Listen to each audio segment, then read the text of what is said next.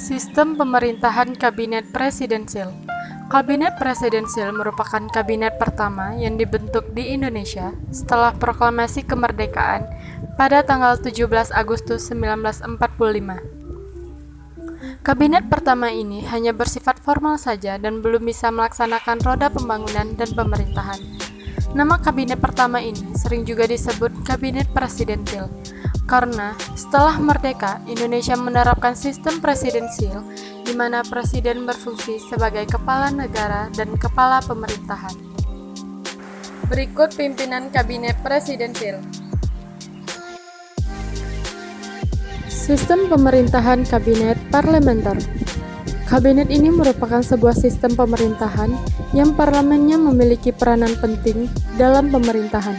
Dalam hal ini, parlemen memiliki wewenang dalam mengangkat Perdana Menteri dan parlemen pun dapat menjatuhkan pemerintahan, yaitu dengan cara mengeluarkan mosi tidak percaya. Berbeda dengan sistem presidensil, sistem parlemen dapat memiliki seorang presiden dan seorang Perdana Menteri yang berwenang terhadap jalannya pemerintahan. Dalam presidensil, presiden berwenang terhadap jalannya pemerintahan, tetapi dalam sistem parlementer, presiden hanya menjadi simbol kepala negara.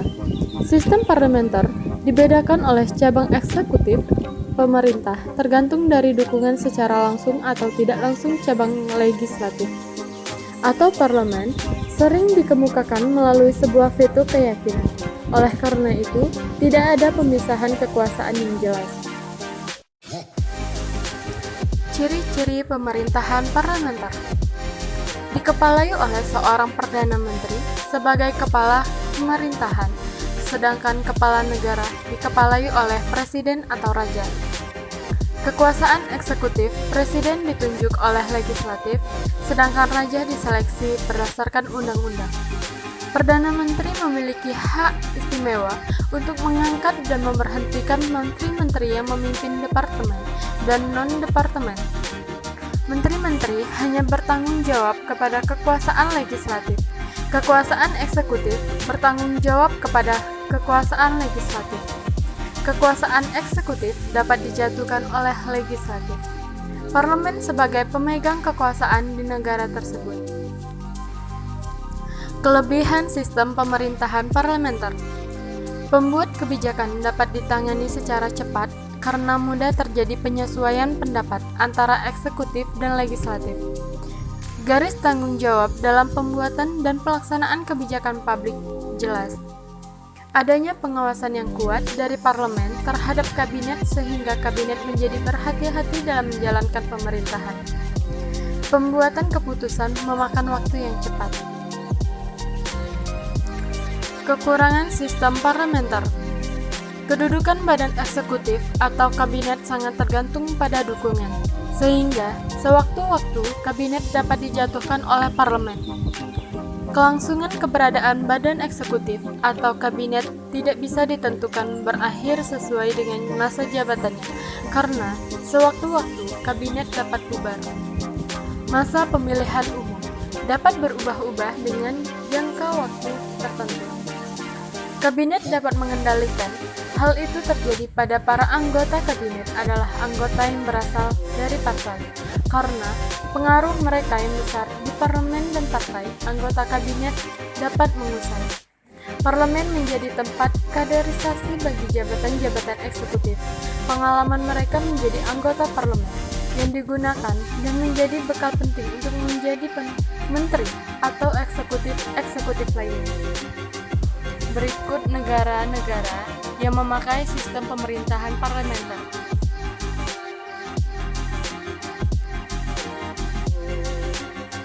Sistem pemerintahan kabinet campuran. Kabinet ini merupakan sebuah bentuk pemerintahan yang mencampur unsur-unsur demokrasi, aristokrasi, dan monarki. Gagasan tersebut dipopulerkan pada zaman klasik dalam rangka mendeskripsikan stabilitas, inovasi, dan kesuksesan republik sebagai sebuah bentuk pemerintahan yang dikembangkan di bawah konstitusi Romawi. Tak seperti demokrasi, aristokrasi, atau monarki klasik, di bawah pemerintahan campuran, para penguasa dipilih langsung oleh warga negara ketimbang meraih jabatan mereka melalui warisan atau sortisi. Nah, pada masa Yunani dan Romawi, sortisi dianggap sebagai karakteristik utama demokrasi klasik. Filsuf Yunani kuno. Plato dalam bukunya The Republic membagi pemerintahan dalam 5 jenis dasar. 4 merupakan bentuk yang telah ada dan 1 merupakan bentuk gagasan Plato yang berdiri hanya dalam Plato. Yang pertama, ada demokrasi, pemerintahan oleh beberapa orang. 2, oligarki, yaitu pemerintahan oleh sedikit orang. Ketiga, demokrasi, pemerintahan oleh orang-orang yang dihargai atau dihormati. Keempat, tirani, pemerintahan oleh satu orang untuk dirinya sendiri. Yang kelima, ada aristokrasi, pemerintahan oleh orang terbaik, yaitu bentuk gagasan dari pemerintahan buatan Plato sendiri. Sistem pemerintahan kabinet komunis.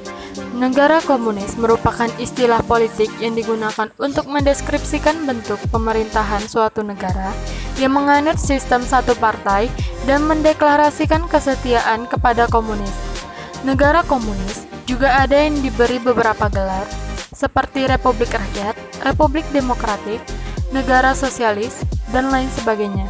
Pada awalnya, negara komunis banyak ditemukan di Eropa Timur, Afrika, dan Asia. Beberapa ahli mengatakan jika ideologi komunisme sudah tidak berlaku banyak negara. Beberapa negara di antaranya sudah berubah total, namun masih ada yang mencampurkan antara ideologi komunisme dengan ideologi lain. Negara-negara komunis yang masih ada hingga kini yaitu seperti Republik Rakyat Tiongkok, Transnistria, Kuba, Korea Utara, Laos, dan Vietnam. Ciri-ciri negara komunis. 1. Memiliki paham ateis atau tidak mengakui adanya Tuhan. Mereka hanya bersikap dengan berdasar pada logika dan tidak mempercayai adanya Tuhan dan agama. 2. Segala hal yang dimiliki rakyat adalah kekuasaan pemerintah juga. Pemerintah mempunyai kekuasaan tertinggi di negara penganut ideologi komunisme. 3. Dalam ideologi komunisme, individu dianggap sebagai masyarakat dalam jumlah yang banyak atau majemuk. Jika ada seorang individu melakukan usaha lebih untuk membuatnya terlihat lebih unggul, tidak akan dianggap oleh pemerintah. 4. Bagi negara komunis, cara untuk menyebarkan ideologi komunisme dengan cara revolusi untuk menghilangkan paham kapitalisme. Sehingga masa revolusi nantinya akan dibutuhkan pemerintah dan juga diktator hingga akhirnya dapat terbentuk paham komunisme.